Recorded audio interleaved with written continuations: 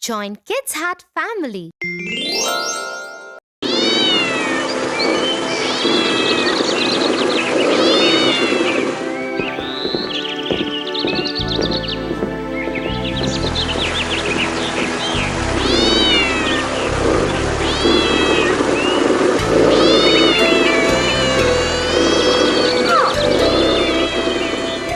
Lucky cat!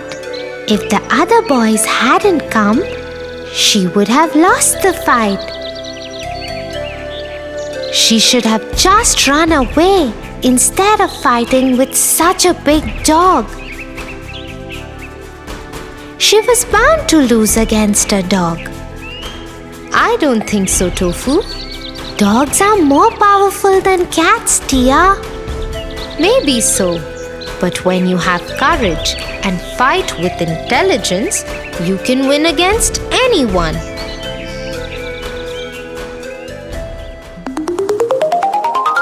The Jungle Book. Once in the heart of a thick jungle lived a little boy called Mowgli.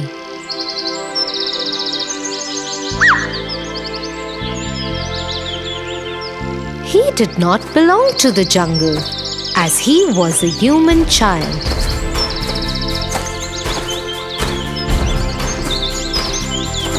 Yet, he grew up with a family of wolves. His mother, Raksha, cared for him as she cared for her other pups. Careful, Mowgli, or you'll fall off the ridge. No, Ma, I won't. See you later. And so Mowgli took off into the jungle to find his friend and teacher Bagheera.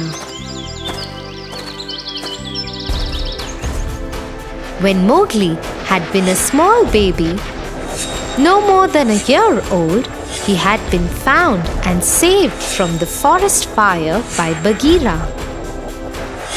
Of course, nobody knew who Mowgli was, but they always believed he came from the man village at the outskirts of the jungle. Bagheera had handed over Mowgli to the wolves so that he could have a family to grow up with. Since then, Mowgli had learnt the ways of the jungle from his family and his friends Bagheera and Balu.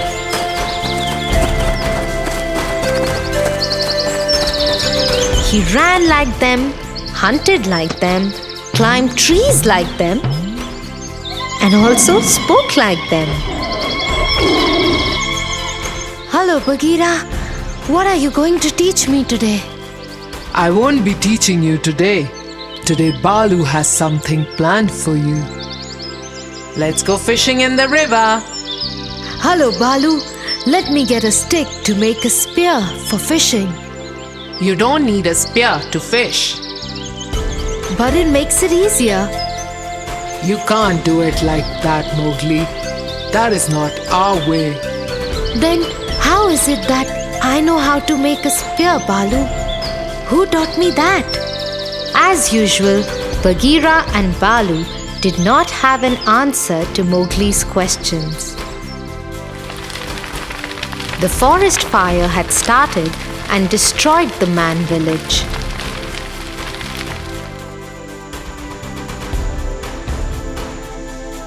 And nobody lived there for a long time. Bagheera had tried many times to find someone to return the child to. But no one was there.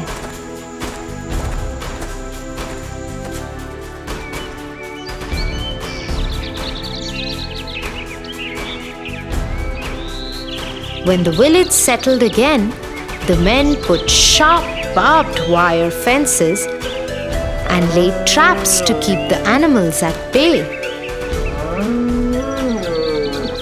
Although the animals couldn't understand why, all the creatures of the jungle had always maintained a safe distance from the humans. They never meant any harm to them. In any case, the fences and traps made it impossible for Bagheera to return the child back to the human world.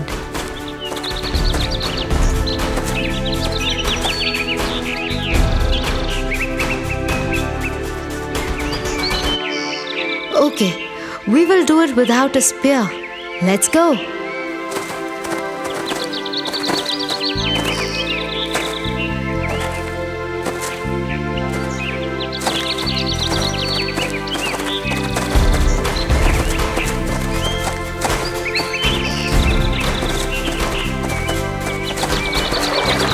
The trio set off to the river bank, where Balu showed Mowgli how to catch fish without a spear.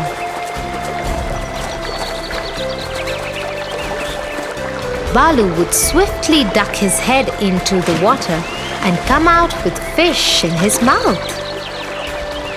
Mowgli gave it several tries.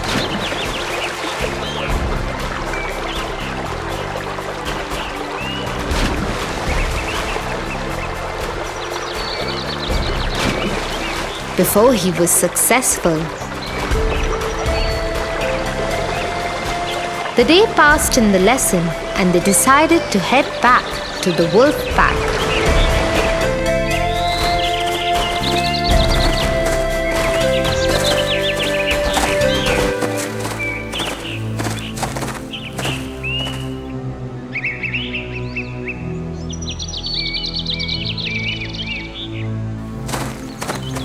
They had almost reached home when Bagheera alerted the other two. There was someone in the bushes ahead in the far right. Soon the others could see a pair of fierce eyes with a scar that ran across the left one, emerging from the bushes. Then the whole figure stepped ahead. Run, Mowgli, run! Immediately, Balu and Mowgli took off towards home, leaving Bagheera to fight the large, villainous tiger, Sher Khan.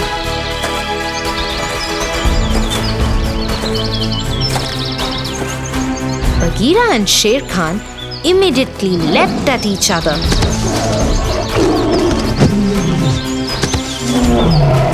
Sher Khan hadn't expected Bagheera to be so strong and was taken by surprise when he managed to throw Sher Khan against a large tree. The elders of Wolfpack soon joined them. Sher Khan knew he was injured and outnumbered. You might have saved him today, but the human belongs to me. I will come back for him. Sher Khan, what are you doing here? This is not your territory. No territory can keep me out. And the next time I come, I will not spare anyone who stands in my way.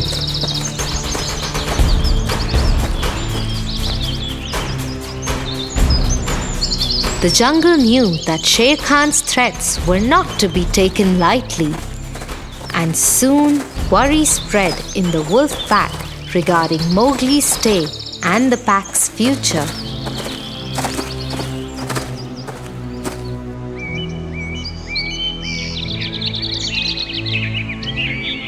I can defend myself. I will not let any harm come to my family and friends. I know a way to put an end to this. Mowgli gathered Bagheera and Balu. I know how I came to the jungle. I have seen Sher Khan's eyes only one time before in my life. He attacked our village when I was small. To scare him, the elders used to fire. But he took me and escaped, and the whole village caught fire. When my father followed him to save me, he killed my father. That is why the villagers have put traps and fences now. Yes, but now we will stop Sher Khan forever. We know where he sleeps in the day, at the foot of the small mountain on the other side of the river. The bulls feed on the grassy slopes of that mountain. If we can scare them to run down the mountain, Sher Khan won't stand a chance. That is a good plan, Mowgli. The trio assured the others that they had found a way out of their troubles, and by tomorrow night, all will be fine.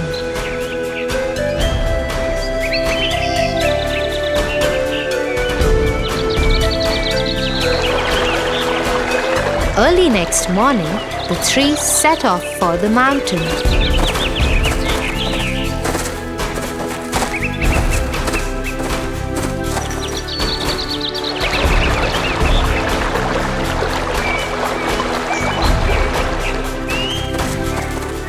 They went around it and climbed it from the other side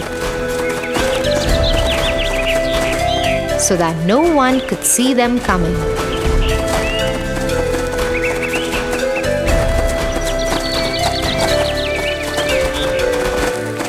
Once on top of it, they could see the bulls eating the grass. Ah! The three leapt at the quiet bulls and rushed towards them, screaming so loudly that the bulls got scared and started running down the hill to escape from them. The plan was working. The whole mountainside shook and rumbled under the stamping of the bulls. This woke up Sher Khan. He saw the bulls rushing towards him. There were scores of them. Scared, he started running away from them. He is trying to get away. I won't let him.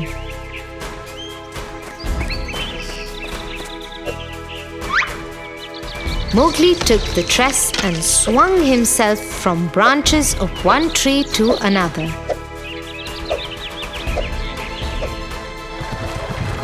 On the other side, Sher Khan couldn't keep ahead of the bulls.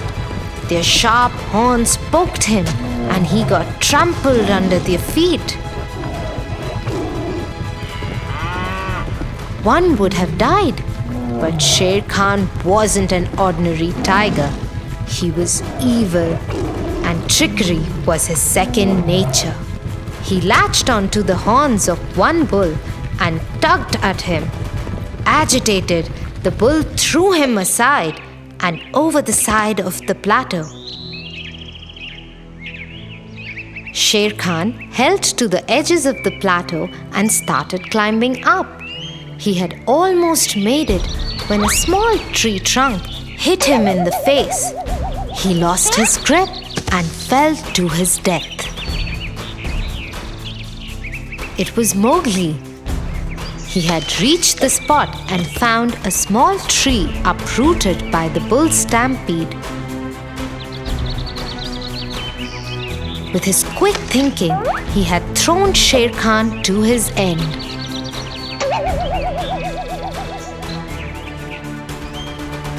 He had saved himself and protected the entire jungle from the tyranny of this villain.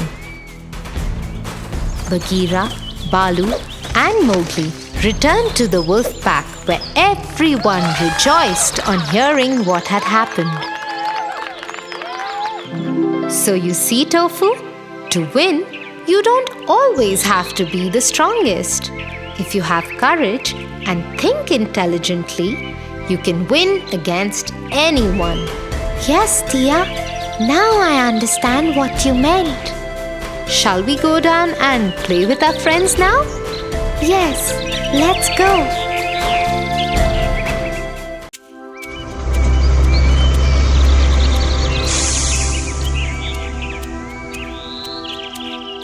The boys in my class are very mean to me. They are so tall and big that I always have to listen to whatever they say. I am afraid to disagree with them. Size has nothing to do with courage, Tofu. You don't have to be afraid just because you're short. Have you heard the story of Peter Pan?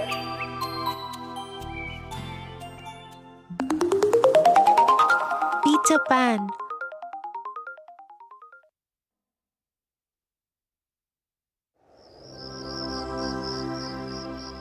Once upon a time, in London, the Darlings went out to a dinner party, leaving their 3 children, Wendy, John, and Michael, at home.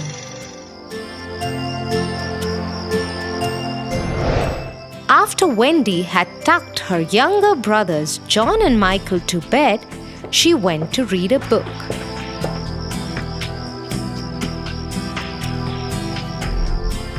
She heard a boy sobbing outside her window.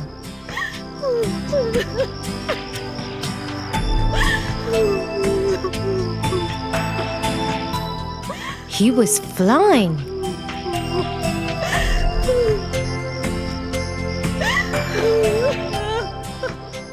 There was a little fairy fluttering around him. Wendy opened the window to talk to him. "Hello, who are you? Why are you crying?" "My name is Peter Pan. My shadow wouldn't stick to me." "Don't worry. Come inside." Peter agreed.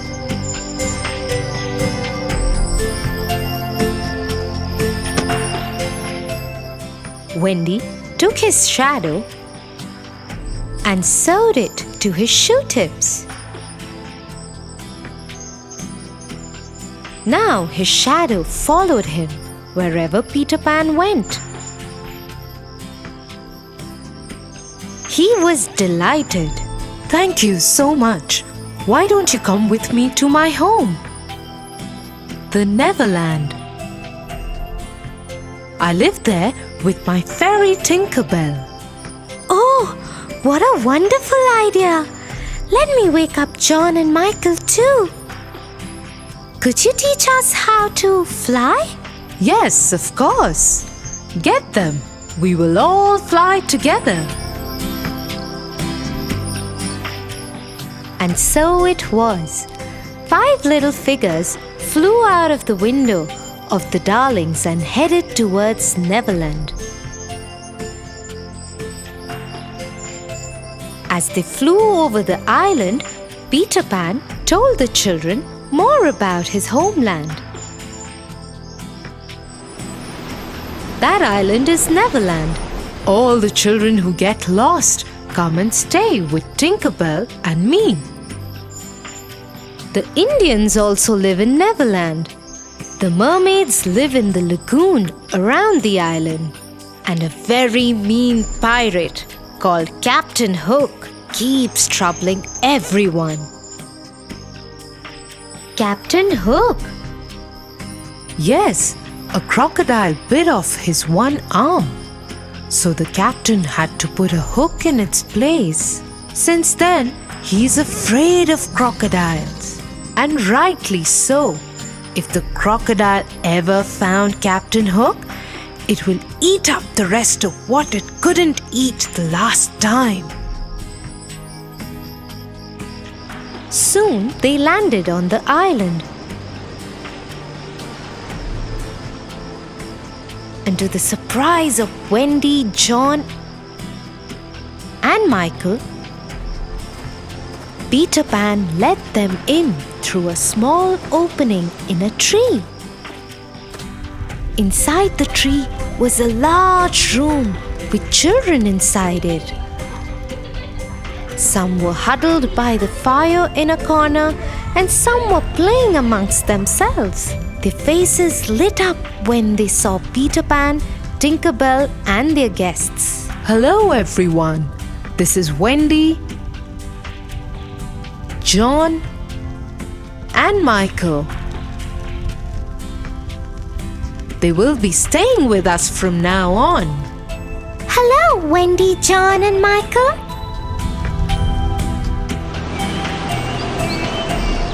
A few days passed and they settled into a routine. Wendy would take care of all the children in the day and would go out with Peter Pan and her brothers in the evening to learn more about the island. She would cook for them and stitch new clothes for them. She even made a lovely new dress for Tinker Bell.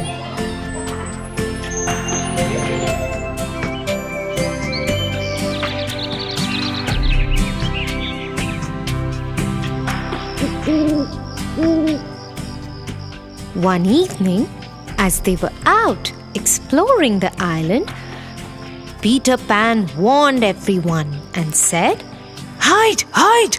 Pirates!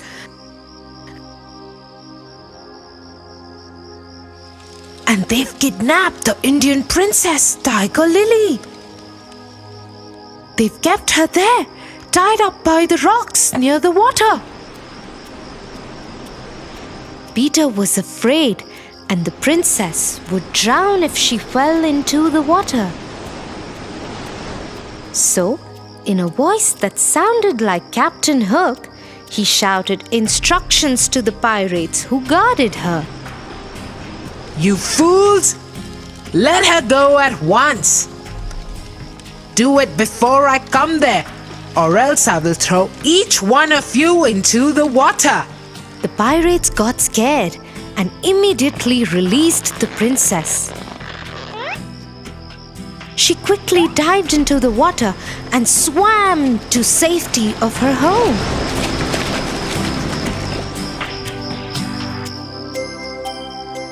Soon everyone found out how Peter Pan had rescued the princess.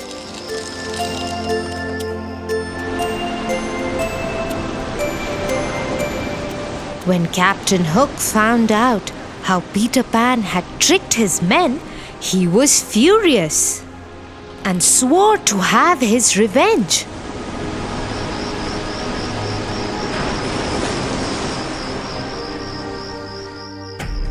That night, Wendy told Peter Pan that she and her brothers wanted to go back home since they missed their parents.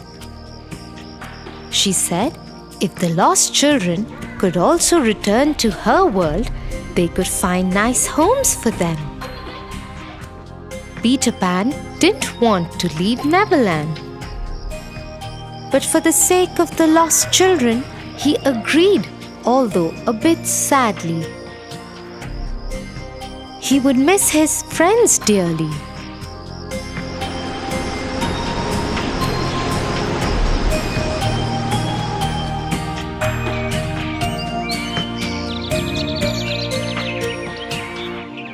The next morning, all the lost children left with Wendy, John, and Michael.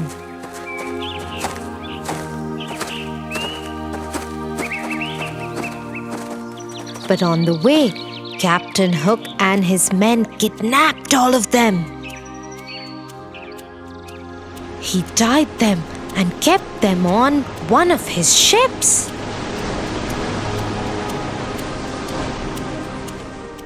As soon as Peter found out about it, he rushed to the ship. He swung himself from a tree's branch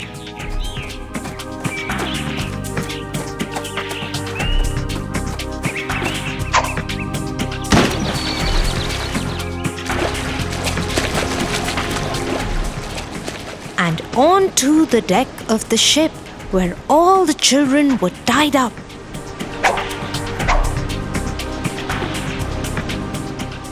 He swung his sword bravely and threw over the pirates who tried to stop him. Quickly, he released everyone from the captor's ties. Wendy, John, Michael, and Tinker Bell helped all the children into the water.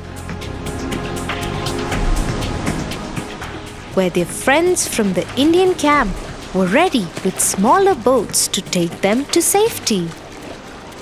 Peter Pan now went looking for Captain Hook. Let us finish this forever, Hook. Yes, Peter Pan, you have caused me enough trouble. It is time that we finish this. With his sword drawn, he raced towards Peter Pan. Quick on his feet, Peter Pan stepped aside and pushed Hook into the sea, where the crocodile was waiting to eat the rest of Hook. Everyone rejoiced as Captain Hook was out of their lives forever. Everybody headed back to London. Mr. and Mrs. Darling were so happy to see their children, and they agreed to adopt the lost children. They even asked Peter Pan to come and live with them. But Peter Pan said he never wanted to grow up, so he and Tinker Bell will go back to Neverland. Do visit us sometime, Peter Pan. I will, Wendy. Promise. And he flew out of the window with Tinker Bell by his side.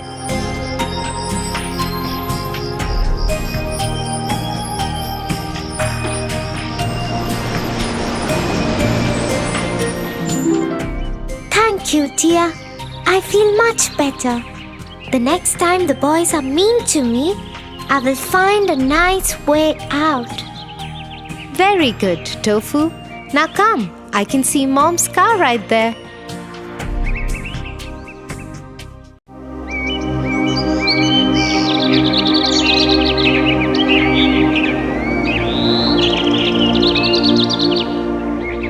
Tia, today I'm very happy.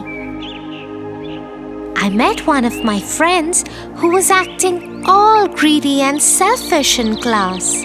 So I told him the story of the Pied Piper of Hamelin, and he soon understood the lesson. Really, Tofu? I haven't heard this one. I would love to hear it from you.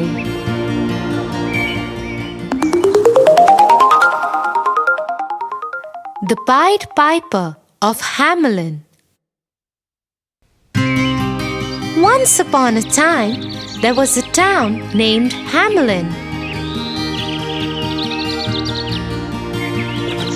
The town was beautiful, bustling with energy and wealth. But no sooner the happiness of the town was ruined by a plague.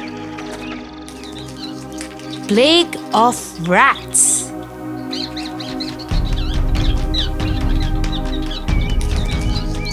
There were rats everywhere. So much so that the people of the town didn't even have a place to keep a step without tripping over the rats. There were rats of every size, shape, every age and color. Nothing worked as a remedy. Not even the cats were able to control the plague of rats.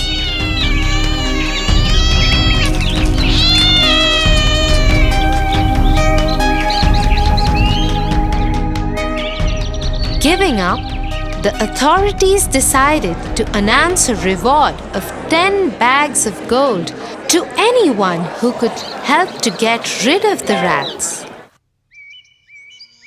One day, a strange-looking man came to the town.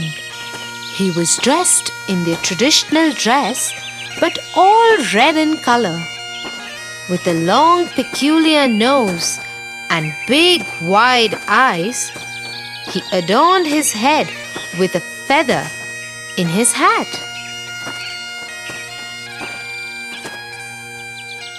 He went to the authorities and said, I have a solution for your problem. I assure you that not a single rat would live in this beautiful town.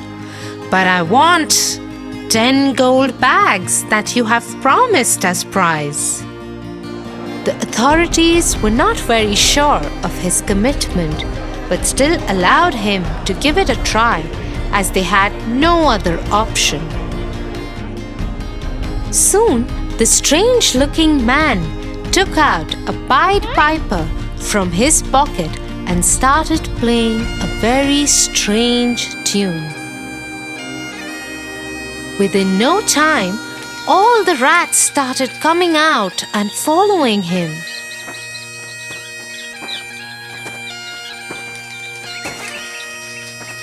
From every nook and corner of the town, so many rats came out that the whole street was filled with them.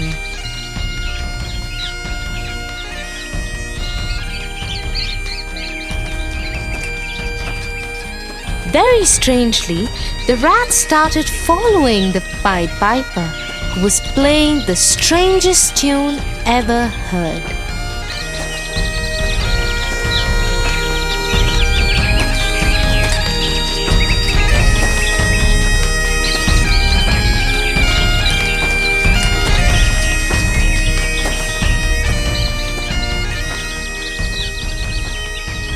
The Pied Piper took them to the town's river and entered into it.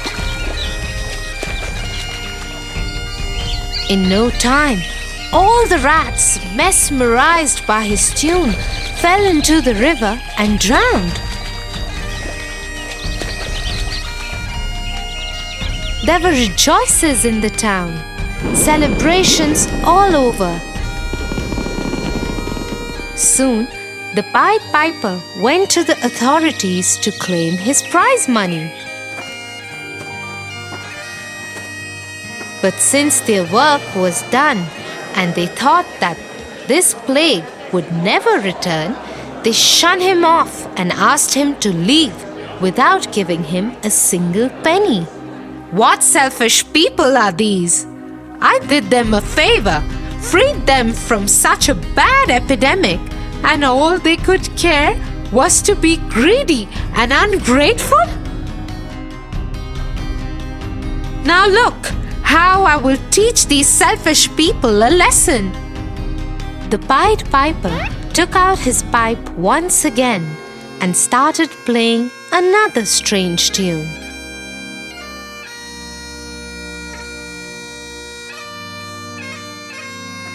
A tune that no one had ever heard before.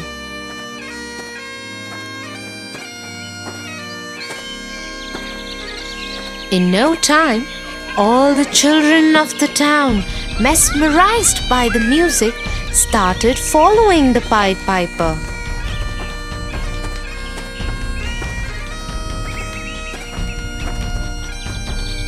The children were so lost in his tune that they didn't realize that they have come out to the outskirts of the town.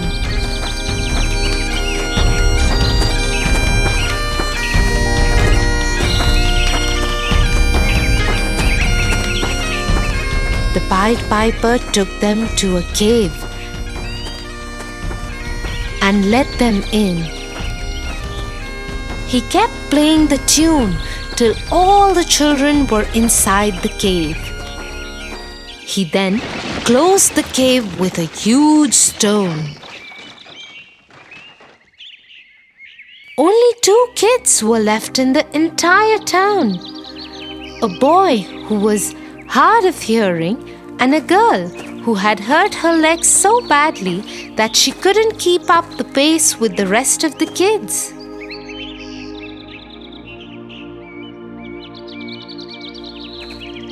These 2 kids went back and told their parents about the Pied Piper and how he lured all the children into the cave. Soon, the authorities went begging to the Pied Piper and requested him to let their children out. This time, they promised to reward him with 20 gold bags. I don't trust you any longer. I want my prize money beforehand. Soon, he was handed over his prize money. And he left, never to be seen again. The children were freed from the cave, and the parents hugged them and cried.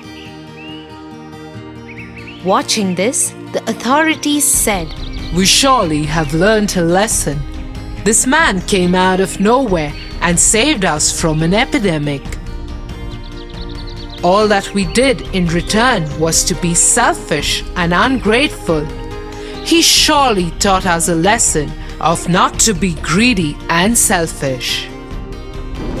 That night, the town rejoiced and celebrated like a festival.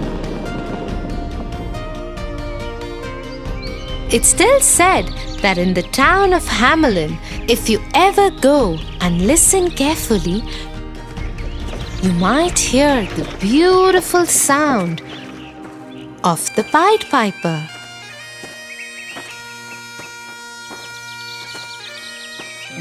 Tofu, I'm so proud of you. You must be a little naughty, but you surely are a good boy. Ha ha ha ha ha ha ha ha.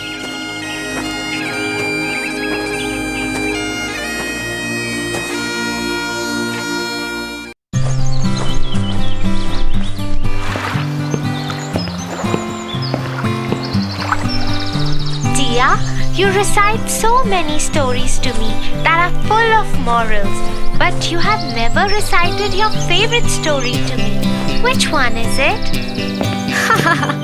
Tofu, that's true. I haven't yet recited my favorite story to you. Would you want to listen to one of my favorite stories? Yeah. Jack and the Beanstalk. Once upon a time, there lived a widow with her only son, named Jack. Their times were really hard, and they were living in poverty for long. Jack was too young to work and earn money. All their house furniture and other belongings were sold off to carry on with their basic daily needs. Until at last they were left with a cow, who used to give milk every day, and that they used to sell off in the market to buy bread. One day, the poor old cow didn't give any milk. That's when Jack suggested his mother, I think we should sell off this cow and get a good return in bargain. So Jack left to sell off the cow in the market. On the way, he met a butcher. Oh, where are you going, Jack? I'm going to the market to sell off this cow for a good bargain. Oh, why take the trouble to go that far? I have a very good deal for you. He took out 5 strange-looking beans from his pocket and handed them to Jack. Jack looked little hazed as to what kind of good bargain it is. Oh my God! They are so beautiful. What do you call these? Beans, magical beans. If you plant them overnight, by the next morning, they will grow up and reach the sky. Wow! Mother would be so happy to see them. Thank you, Mr. Butcher. And off went Jack happily to his mother and showed her the magical beans. But to his disappointment, she only got angry at him and shouted, Off you go to bed right away. She threw the beans outside the kitchen window and into the backyard and went off to her bed, crying and weeping.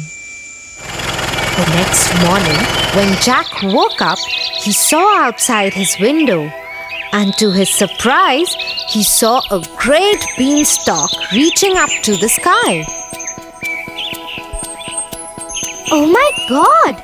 This beanstalk is so huge! I need to climb this up to see where it leads to. He climbed up and up and up till his home looked a mere spot on the ground. At last, the stalk ended and Jack found himself in a completely different place. But suddenly, a beautiful lady appeared and said, Hello, Jack. You don't know me, but I know you and everything about you. The castle you see there belongs to a giant who stole all your father's money and killed him. Your mother had kept this secret from you to protect you. He owes you, Jack. The lady disappeared in thin air. Jack kept standing there and thinking. He surely owes me and my family. Far away, where the road ended, he could see a huge castle. He went up to the castle and knocked on the huge door. A giant woman opened the door. She looked scary and howled at Jack. What do you want? If you please, ma'am, would you kindly give me some breakfast? I haven't eaten anything since yesterday. The giant woman, though looked cruel and ugly, had a kind heart and offered Jack a huge plate of English breakfast, but warned him. You must finish quickly before my giant husband comes back and eats you. Then suddenly there was a huge knock on the door, and the wife picked up Jack and hid him in a huge empty kettle. As the door opened, the giant entered and roared. Fee, fee, fo, fum. I smell the blood of an Englishman. Be he alive or be he dead, I'll grind his bones to make my bread. Nonsense! You're mistaken. It's the ox hide you smell. So he sat down at the table and ate the ox that his wife had served him as breakfast. After he finished, he asked his wife, Get me my money bags.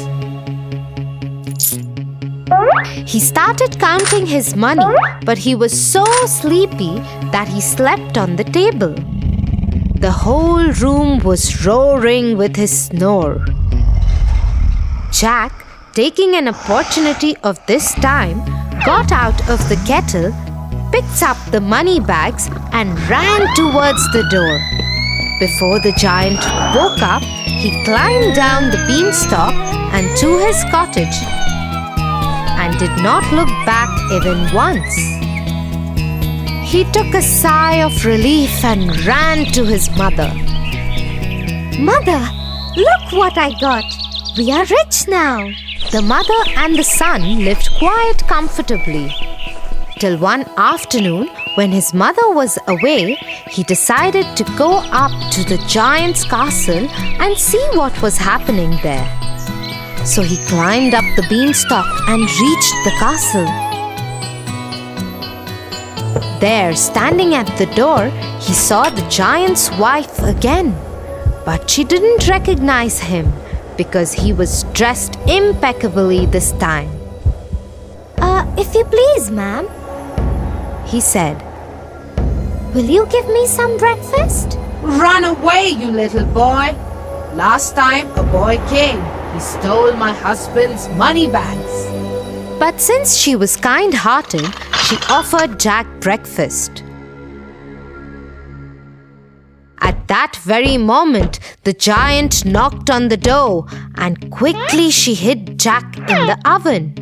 The giant entered and roared. Fee, fee, fo, fum.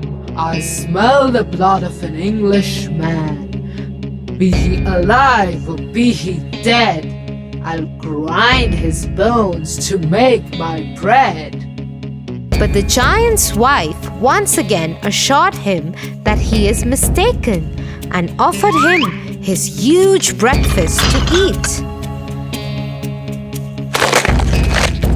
After eating his food, he asked his wife, Get me my golden hen.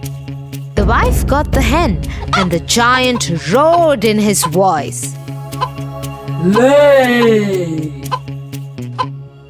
That very moment, the hen laid a golden egg, and Jack was left amazed with what he saw. No sooner he saw the giant slipping into his deep sleep, and once again he came out of the oven, picked up the hen, and ran for the door. In the meanwhile, the hen began to cackle. The voice made the giant move a little, but he kept sleeping. Jack climbed down the stalk and went straight to his mother and gave her the golden hen.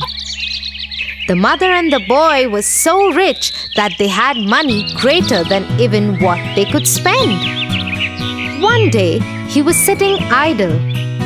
The thought of the beanstalk crossed his mind again, and he decided to climb it. No sooner he was at the castle, but this time he decided not to be seen and climbed the kitchen wall of the castle and hid himself in the oven. In came the giant, roaring louder than ever. Fee, fee, fo, fum! I smell the blood of an Englishman. Be he alive or be he dead, I'll grind his bones to make my bread. But the giantess was quite sure that she had seen no little boy that morning, and after grumbling a great deal, the giant sat down for breakfast. As soon as he got over with his breakfast, he called out to his wife, Bring me my harp. Sing! ordered the giant. Soon the harp started singing the most beautiful sounds ever heard, and no sooner the giant fell off into his deep sleep. Jack, who was waiting for this moment, got out of the oven and climbed the table to grab the harp. But as soon as he started running off with it, the harp started shouting, Master! Master! The giant woke up just in time to catch the sight of Jack running out of the kitchen door. With a fearful roar, he saw Jack running with the harp and dashed after him. Little Jack ran as fast as he could, while holding the harp tightly in his hands.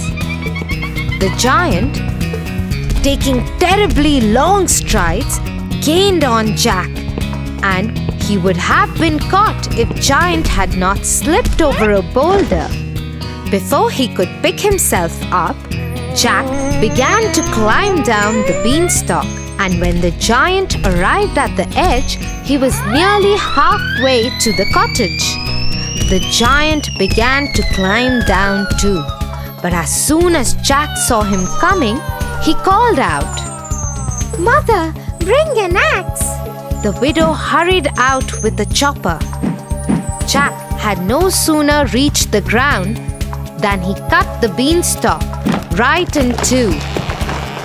Down came the giant with a terrible crash, and that, you may be sure, was the end of him. But the mother had a very important advice for Jack. Jack, what the giant did to your father was bad, but you should not have been so greedy.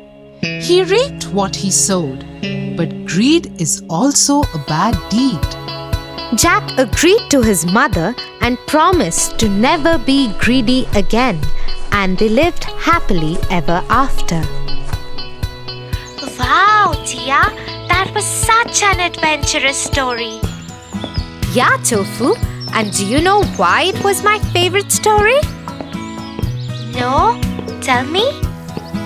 The story was about a brave boy who wanted to fight against poverty, and in a way, he got a chance to take revenge of his father too.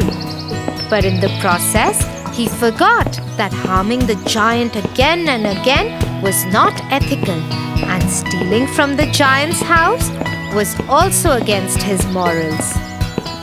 Oh, that's quite a heavy thought for my little brain. Ha ha ha! Let's go. We are late for dinner. Mom must be waiting.